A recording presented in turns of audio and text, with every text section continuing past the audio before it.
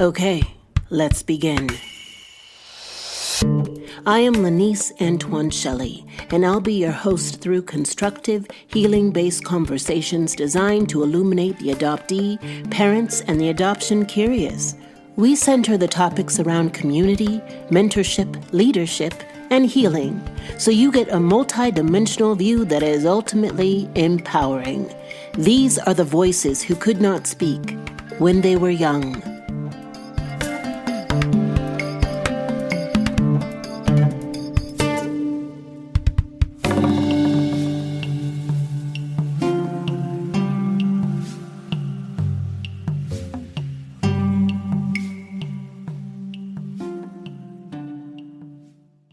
Hey y'all, if you've seen me on Instagram, I'm in my summer glow phase and I am unapologetic about it. My hair is luscious. Fun fact, I didn't start properly treating and doing my own hair until I was a grown adult because like many Black adoptees, no one showed me how to do my own hair. And because I love you all so much, I'm going to share with you my hair secret. I'm always on the lookout for things you'd love and things that will enhance your well-being inside and out. We Unique Cosmetics sent me their Moisture Lock pomade and scalp and hair therapy oil from their Metamorphosis line, and it's so decadent, light, and nourishing, fam. This has become a hair routine staple. It has a soft lemongrass scent that people comment on when I walk by or when they're doing my hair because now I have boho locks.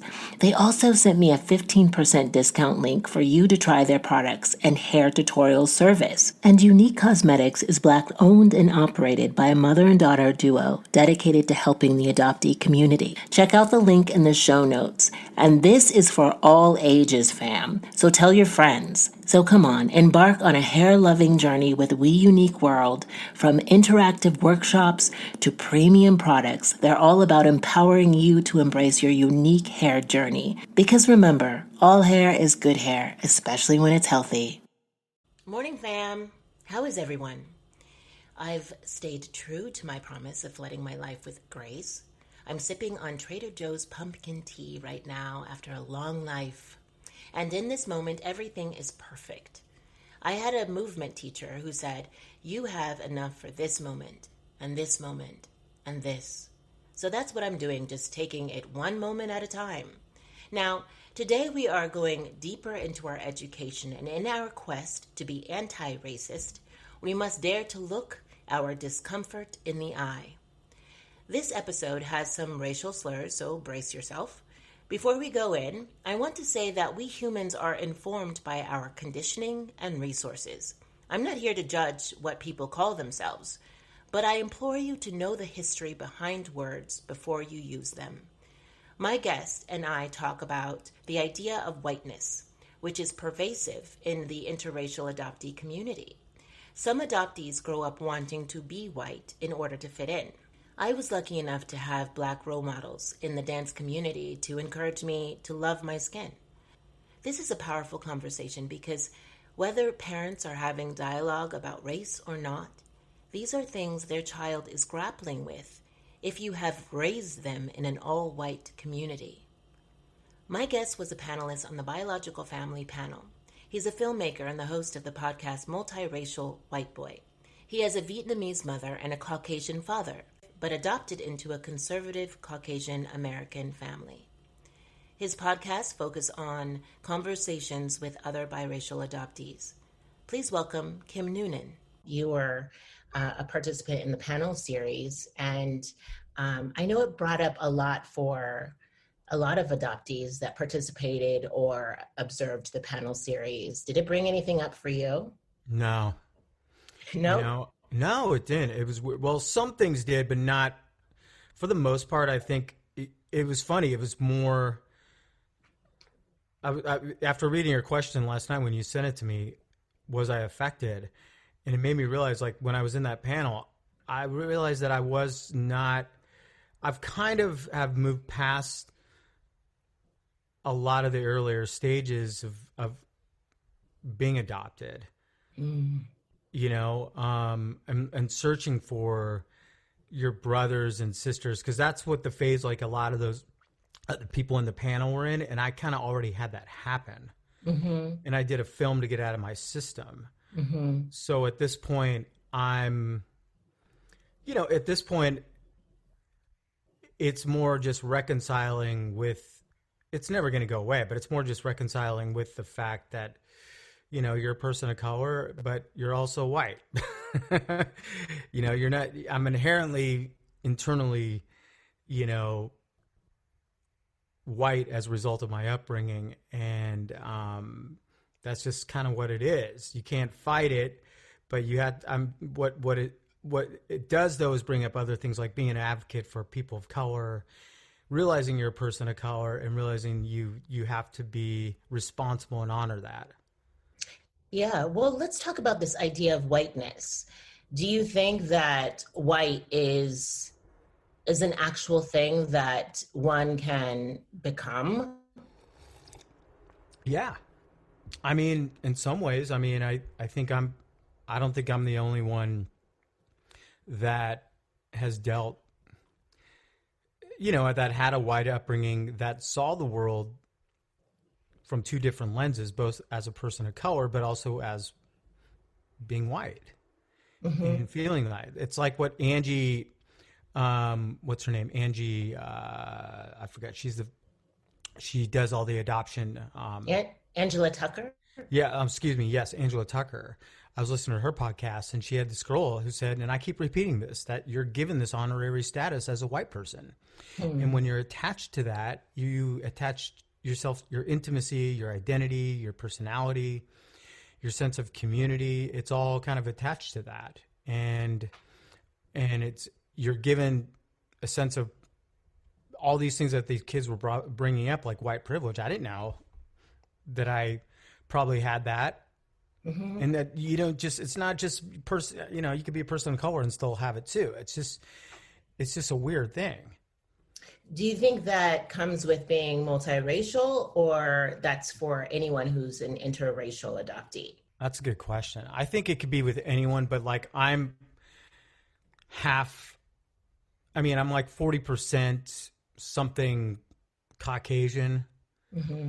you know, with what I've seen in my 23andMe, but I can only speak for myself, to Mm-hmm. be honest with you.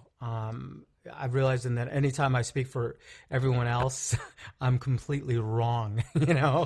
Everyone deals with this and has a different attitude. I had someone on my podcast the other day who grew up with a black father and a white mother in Aurora, Colorado. Mm-hmm. And one of the things he told me is that he really didn't grow up with his black father. He never grew up with that side of the family. So he didn't have an attachment to them. Mm. And his thing was he always just, when people confronted him about not being black enough, which we get a lot, we all get that, that he just accepted it. Yeah, oh yeah, whatever. Like for him, it didn't trigger a level of process and self-examination. For him, it's just with self-acceptance. And Yeah. he was unflappable to all that. So everyone deals with this differently. For me, I know that it's affected me. But I'm sure it's among other things. Yeah, well, absolutely. But it's so curious of a conversation because I don't consider myself white at all. And I grew up in a white community with a white family. But you don't? And nope, not at all. And it's a tricky thing because I don't think that's anything that I would want to claim or become. And that's just speaking for myself because I understand the whole concept, the conceit of trying to figure out where you fall in society. Because growing up, I was teased by the Black community of because of my upbringing, because of my conditioning.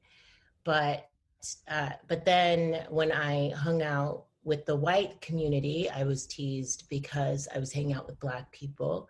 And then I just made a conscious choice to, this is who I'm going to be. I'm going to make up my own rules. And then I observed that all of the judgments as to whether I was Black enough ceased once I made that decision. So you made a This is who decision. I am. That's a big, I didn't make that decision. I think a lot of the decision I made, or not even, I didn't know I was making, was that I was too eager to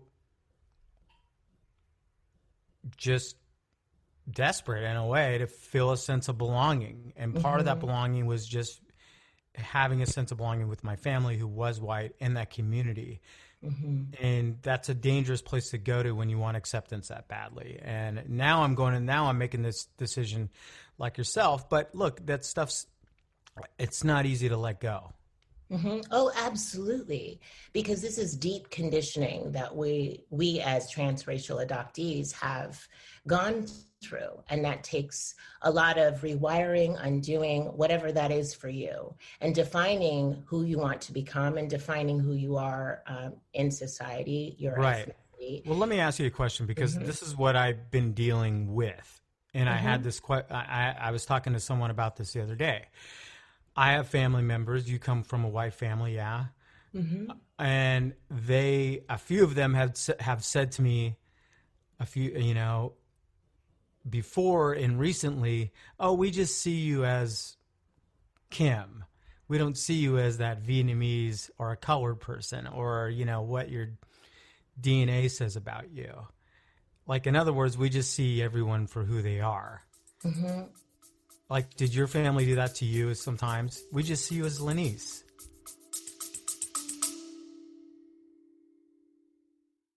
Hey, I want to share with you something that has changed my life. It's more like someone, my therapist. Why is she so important? Well, because I want to win in this life. I want to break through the carousel of stories I've compiled that hold me back, that keep me from expanding into my full potentiality. Stories of unworthiness, not enoughness, and even stories of questioning why I am here. I also want to stop dumping my unsorted feelings on the people around me and reacting with the same behavioral patterns that keep me stuck. Conversations with my therapist have made me more confident, clearer in my intention, and more centered in my spirit. That is why I am elated that we are sponsored by BetterHelp, where you can, from wherever you happen to be right now, match with a therapist tailored to your exact needs. With BetterHelp, you can tap into a network of over 30,000 licensed and experienced therapists who can help you with a wide range of issues. Someone who you can text at any time and schedule online for either a chat, Zoom, or phone call. And if it turns out that your therapist isn't the right fit, you can switch to a new therapist at no additional cost. Visit the link in the show notes, betterhelp.com, when they were young, to get 10% off the first month. You need to click the link in the show notes in order to get the 10% discount. I want to see you win, beloved. Let's do it together. Visit the link, betterhelp.com, when they were young.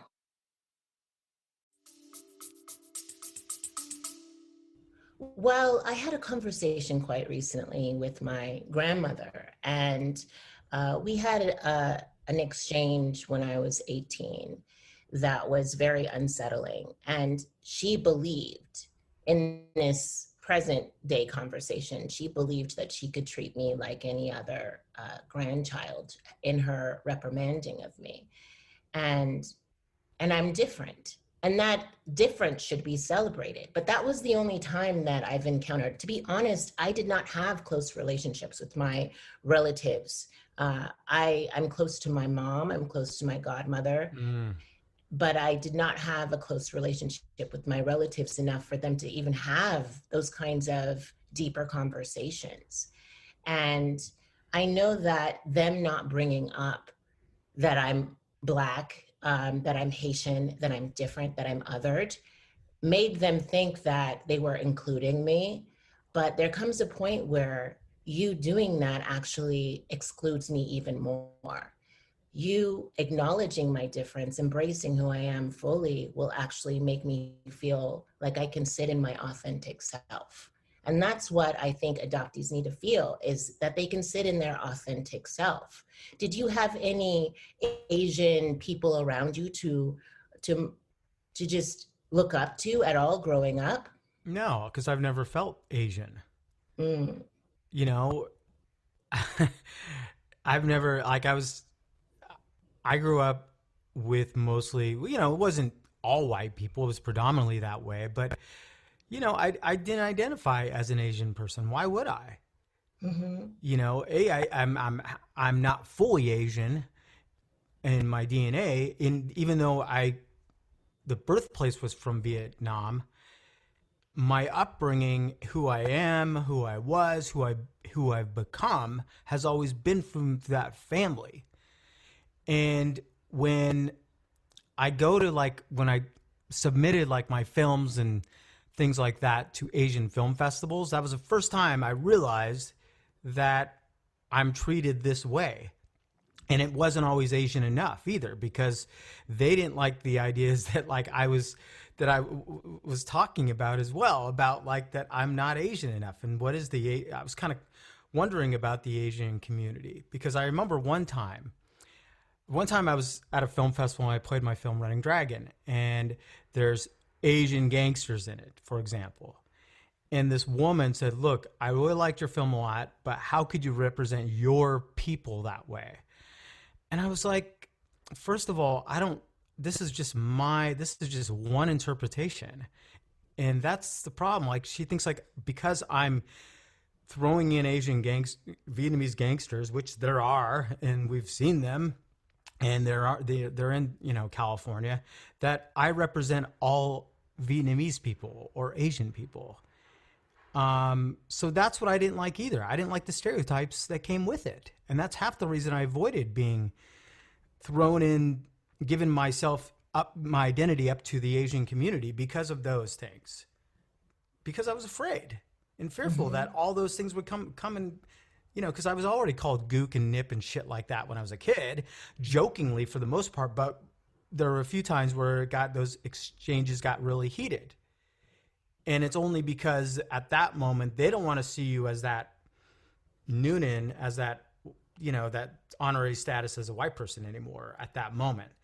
They want to, they know what they're doing. They're throwing a rabbit punch at your liver for a reason. Oh, absolutely. Well, it begs the question, what is the feeling of being Asian? What is that? You're asking the wrong guy, unfortunately. Well, because I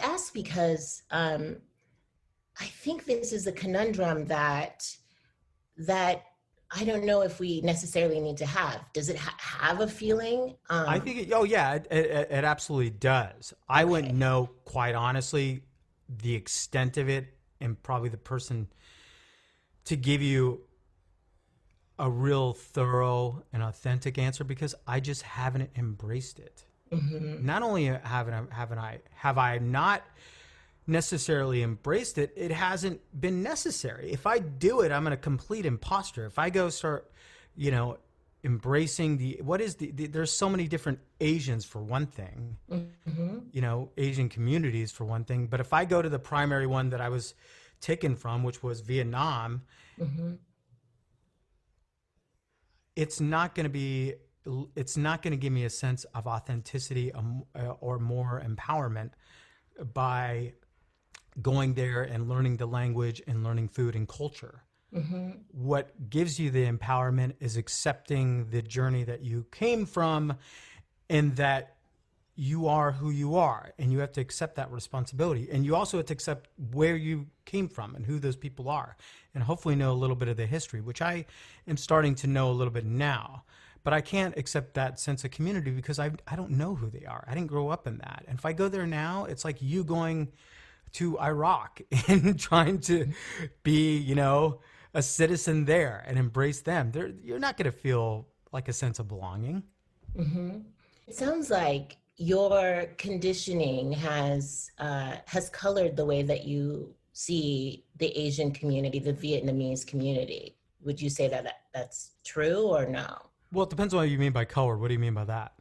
No, well, I the think it's removed coloring. me. I think it's removed me from it. Well, it sounds with those horrific experiences of being bullied and being called all of those derogatory names. and not having any Asian role models that showed you something different from the stereotypes that you were conditioned to believe were true about that community, as Mm-hmm. opposed to embracing a new idea of what's available in that community, as seeing that they're not just this.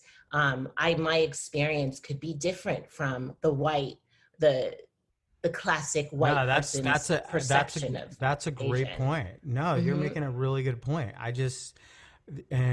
A lot of me abandoning and embracing that has to do with, you're right, with with the conditioning, and B, um, and I've admitted it, that I was fearful of this negative stereotypes that came with it.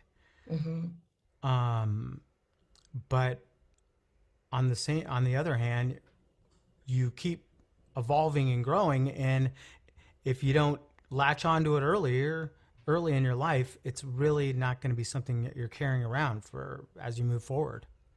Yeah. Well, I think that we can tap into the idea of choice again, because growing up, just as you did, in a white community with a white family and not having any present Black role models or Haitian role models growing up, and seeing images of on the television of destitute and poverty and all of that, when it came to these National Geographic images that they like to just pummel the the broader public with. I was able to, at a younger age, because of my dance background, immerse myself in various African American and African communities that were very similar to the Haitian community. And I definitely identify as Haitian. I identify more as Haitian than I do American. Mm. And I don't know Creole. I've only been back to Haiti twice. Um, but I made the choice to say, no, I'm Haitian. No one's going to take that away from me. I find deep solace in a lot of the rituals and a lot of the images. They speak to me. And it took that investigative work to get to where I am now, but it wasn't inherent because of my upbringing. So I know that this is a deep, deep issue that a Oh, lot of, it is. And look, I came here with a Vietnamese brother, yeah. and he and I were adopted into two different families. Hmm. But he died when I was younger, and when he died, to be honest with you, that was probably he was my only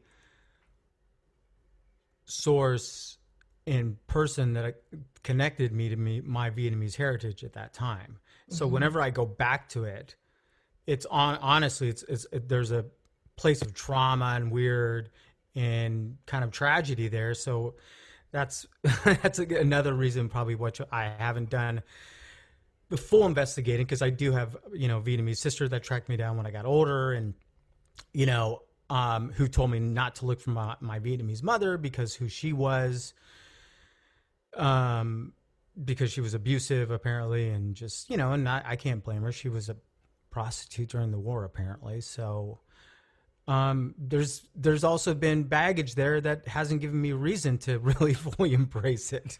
Yeah. Oh, absolutely. There's so much trauma there. And these images that are haunting us, whether they be from our adoptive families, how they have informed our adoption, and then also our actual adoption history, and from what you shared in your film, there's so much like richness to your story, so many layers to unpack. And all of these layers for adoptees take a lifetime. Is that what prompted you to start your podcast? What was the impetus for starting the Multiracial White Boy? I think that was a starting point for embracing my Vietnamese heritage. I don't know if it was embracing it, it was accepting that I was from there and that I am Vietnamese. Mm. What really prompted it was the George Floyd incident, because it wasn't just the act that George Floyd died. It was the response that I heard from there's always justification when these incidents happen from these people on one other of the side. And there is a sense of, I feel, emerging racism happening right now. And that has been more concerning to me than anything. And I'm just over it. And I know that I'm not the only one that also comes from a white family with conservative, family members, and who love them and who are good people and who seem to be, choosing to, embrace, Trump and things like that. And they're not bad people. I just think I needed to learn that I have to be myself, accept myself as a colored person, despite the intimate relationship I have with my white family and my eagerness, my eagerness and wanting the sense of belonging, that I need to just be myself and accept both my person as myself as a colored person. And if I'm going to do that, I need to reach out to more colored people, because I have a lot of them in my life, but I don't really ask the questions that we all keep talking about. And that was part of the podcast. Like, we really don't talk about our upbringing, like, what shaped us, what informed us about being a person of color, being a person of different culture. And because we've kind of been quiet about it, because we don't want to be disruptive. We don't want to be looked at as the angry black person, the angry Asian person. So this is my way it was my way of just reconnecting with color people and understanding their experiences, and realizing also that their experiences are very familiar with my own. So a lot of it is a source of healing, but a lot of it, more importantly, is just to educate myself and reconnect myself with a community that I don't know enough about. I love that. I love all of that, Kim, because that's what started the panel series. And I don't know whether it's emerging racism. I think the racism has always It's been always been there. present. Yeah, it's Well, always it's been more there. vocal because of social media, and now people have a platform to go to, Yeah, it's and publicized, it's more right? publicized. Yeah, and they're unafraid of it, or else we wouldn't have seen those guys in Charlottesville's, you know, without Yeah. hoods on over their Oh, faces. oh, absolutely. They're emboldened. And Yeah. why is that? It's because of the current administration. There's no larger party telling them that this is wrong, that you need to make a strong moral pivot. No one's telling them that. So I think the George Floyd murder actually was the impetus for a lot of creating of content. A lot of podcasts were born out of that incident. A lot of conversations were brought forth, and which is so, I think, healing and exciting that we were able to alchemize that horrific situation into something that's medicinal. And yes, it is a form of healing. For me too, creating this podcast is a form of healing. It's very cathartic on many levels. It's on a personal level. I've had conversations with family members I would have never had a conversation about adoption with. So that has been really exciting.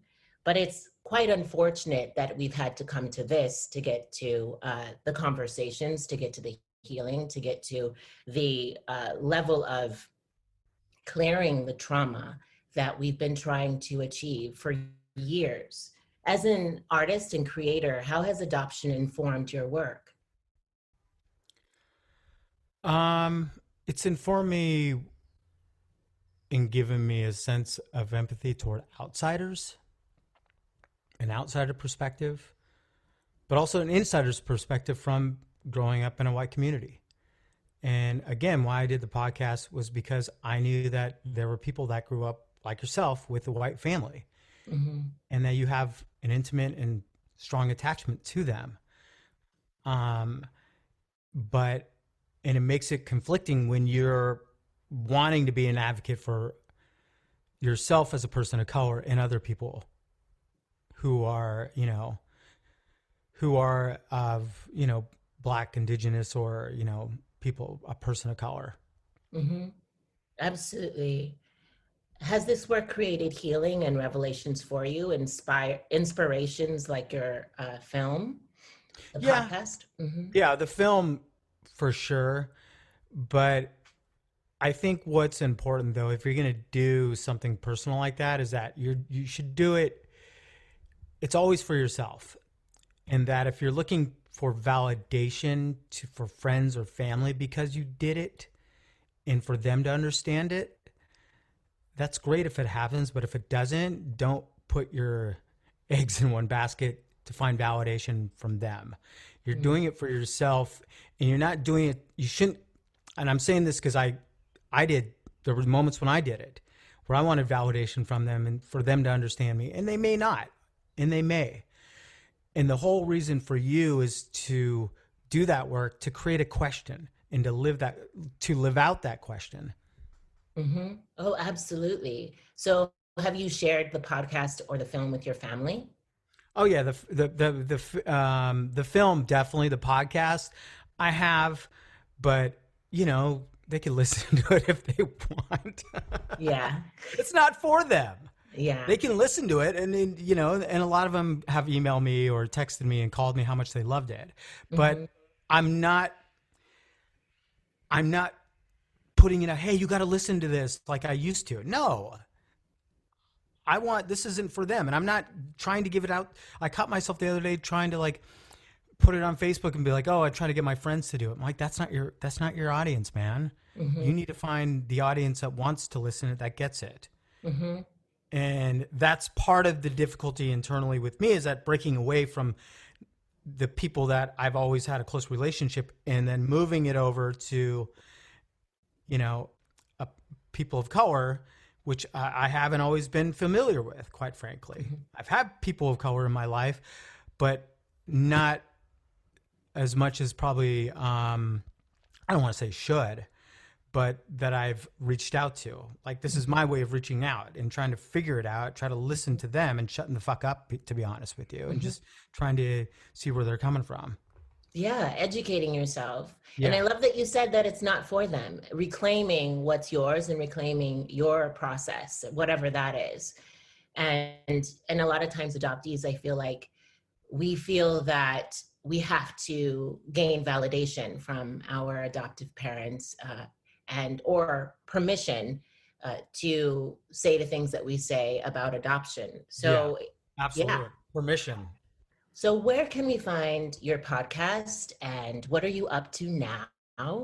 The podcast, you can listen on any platform: iTunes, Multiracial White Boy, and iTunes, Spotify, Stitch. Just search it. You could find it on Instagram. Just follow us. I'm always sharing, bits from it, and it's doing really well, surprisingly. I mean, I think it's a lot of it because I had the cooperation of Angel Parker and Tehran and some other people that were willing to go to bat for it, because I approached it the same way as I did as a director. I go up to them, I talk to them about it, and I'm earnest about it.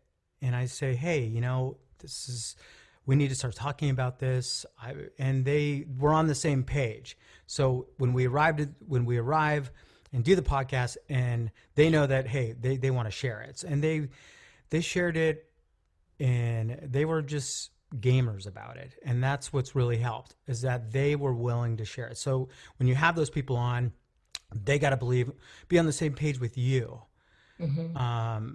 But so that's been a great experience, but it's also been the result of COVID and being stuck in my apartment and writing. And so, last year we were supposed to do a pilot. It got pulled from us. So right now we're just trying to put together more projects. We have 2 right now that we're going to pitch pretty soon. And this year is kind of one of those things where you just had to dig deep and write and just not think about the immediate results, but think long term after we get through this moment we're in because of the pandemic. But you got to keep writing despite how just meaningless it feels like when you wake up, because it's been hard, as you know, just waking up every day Yeah, and getting work done. And it's hard enough writing an email back and a text back to people these. oh, It's exhausting. absolutely. Just feel exhausted. I know. Just getting up is a triumph, truly. Yeah. Uh, so they can find it on just about every Just platform, about every and platform. Yeah, yeah, for yeah, sure. And if they want to awesome. see the films, just go to kimnoonan.me, and that's it. Okay, okay. And I end every episode with this question: where in your life do you think you can apply courage? I think I could apply courage, at least in my life. Um, First of all, it starts with me, and the courage, I think, where it needs to be put out is staying true to my convictions, and not, I think it's just not allowing myself to be that little eager boy that wants validation and asks for permission and things like that. That's a person that I'm always trying to remove myself from and be like, hey, you're okay, but like the adult person is gonna take care of you. We don't need to go in this place and sit together and cry. Mhm. So it's moving past that little person that feels hurt or wounded. Um, that's always where I need to find courage, and where I could give other people, the more I remove myself from that, the more joy I could give myself and other people. Oh, absolutely. And what you're doing, the work that you're doing now, that takes so much courage, going out there, putting yourself out there, publicizing your story. It takes a great amount of courage. So, Thanks. yeah, it You absolutely too. I does. mean, it's not always easy talking about adoption, and I was thinking about some of the answers I had earlier, and I was talking to my buddy Kevin, who came in the podcast, and he's an Vietnamese transracial adoptee, and it's funny how we both shared the same thing. Again, this is just us feeling this way. We both felt like we're white. We grew up with white families, and we just know that this is who we are, but we have our own path that we have to kind of move forward with, on our own terms. And that's what it comes down to. It's just trying to do things on your own terms. You know what's so interesting is that in other countries, they embrace being biracial. They embrace both sides more so than America. And uh, and I at first it was unsettling because when I was in Canada, I had a conversation with a friend of mine who's biracial, and she has a Nigerian father but grew up in a single parent home with her white mother. And she and I were just regaling each other with similarities of our upbringing. And she likes to pass as white. And I said to her, I said, you and I grew up the exact same way, but I don't have the luxury of saying that I'm white. And I know that was a very sobering comment for her. And I think that I'm wondering, I'm posing the question of why choose, right? Why choose whiteness?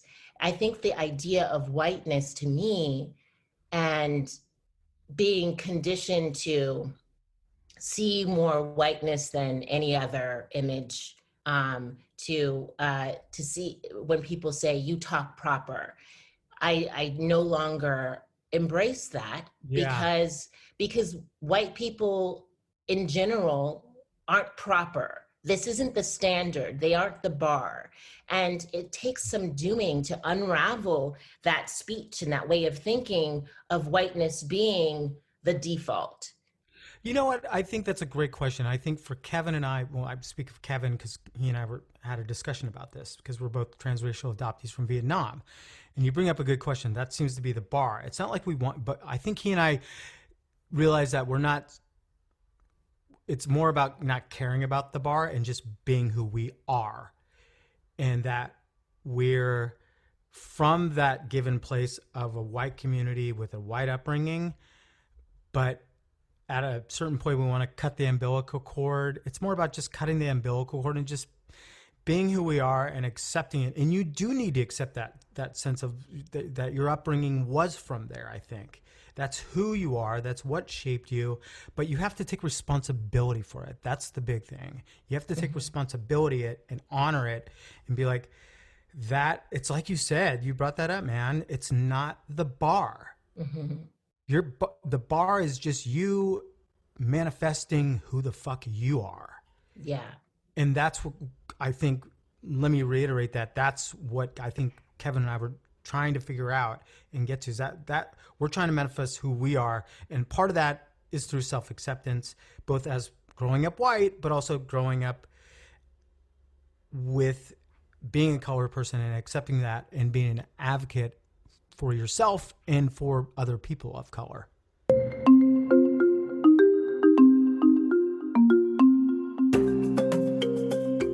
Here are my reflections.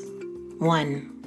This idea of assimilation stems from colonialism, because each country that was occupied learned the colonialist language and culture, never the other way around.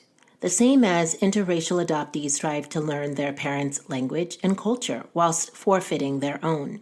In order to dismantle this age-old system, we have to embrace the adoptees' differences in ways that allow them, the adoptee, to celebrate where they came from.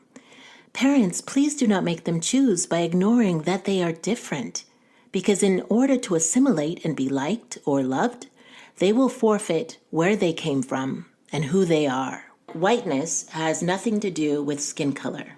It's a way of thinking. James Baldwin wrote an exquisite short essay called White and Other Lies. Here's an excerpt, but I encourage you to take a gander of the whole thing. It's incredibly short and eerily still relevant. He talks about how the people who migrated here from Ireland, France, Poland, Israel, and other countries in the early 1900s weren't considered white. Whiteness is an American construct developed to justify a genocidal history. Baldwin writes, white being absolutely a moral choice, for there are no white people. The crisis of leadership for those of us who identify has been forged or branded as black is nothing new. We, who were not black before we got here either, who were defined as black by the slave trade, have paid for the crisis of leadership in the white community for a very long time. And having resoundingly, even when we faced the worst about ourselves, survived and triumphed over it. If we had not survived and triumphed, there would not be a black American alive. If you'd like to read more, I've left a link in the show notes below. As participants in this community, we must acknowledge how detrimental it is to peddle whiteness as something one becomes. If a white child was raised by a black family in a black community, would they get away with saying that they were black? No. One can be culturally informed, but we must embrace who we are. 2. As the world continues to diversify, it is imperative that you understand what to call people of color. I would be remiss if I didn't point out that we no longer use colored.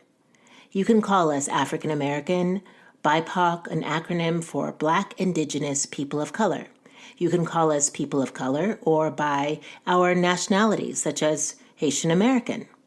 The option of black and white are commonly used, but are losing popularity because blackness has always been in relation to being non-white.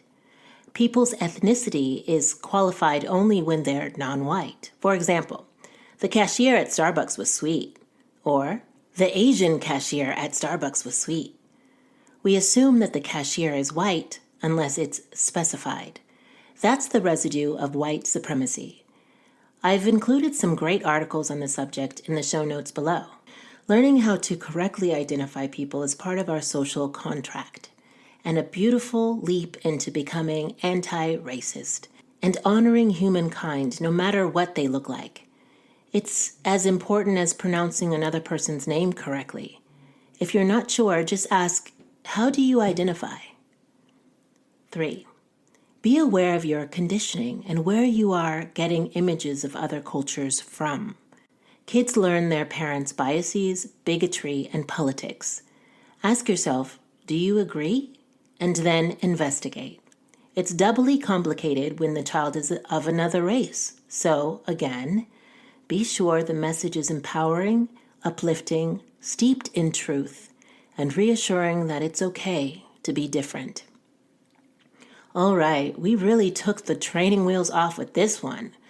Know that I am not pointing fingers. This stuff is history and what's brought us to this collective breaking point. It takes courage to do this introspective work. It takes courage to be vulnerable and say, I don't know. But look at how gloriously equipped we will be for this world after. So good. Well done. There's more goodness to come. I have 3 adoptees who've interviewed their own adoptive parents coming in 2 weeks. I'm so excited. We all need examples of what's possible, and I'm here to share with you new possibilities. Another beautiful episode. Thank you so much for listening, and thank you to my guest today. If you liked this episode, the best way to support me and this work is to write an iTunes review, a 5-star review. This helps us reach the top of searches and helps more people to find us. And if you personally want to connect, please reach out on Instagram or Facebook. And I have some great resource material on my website at laniceantoineshelley.com. So go on over there too. Until next we meet, go gently and have courage, my love.